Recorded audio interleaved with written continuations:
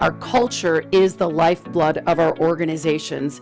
And when you are changing it or fixing it or refreshing it, it is a change management process. And most organizations don't understand that. So often when my company is brought into an organization, we're brought in because there's a culture that one day somebody woke up and said, this isn't really working.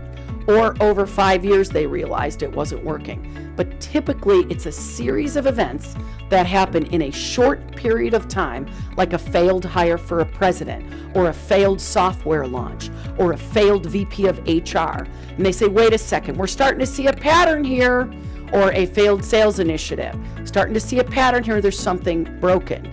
And the first step is to really look and say, well, what's the culture that got created in the space of us not consciously creating it? So the unintentional or unconscious culture that was created through behaviors, actions, stepping over problems, ignoring people who are causing breakdowns, letting them get away with it, not putting them in behavior modification. So what we get is an unintentional, unconscious culture, and we need to tell the truth about that.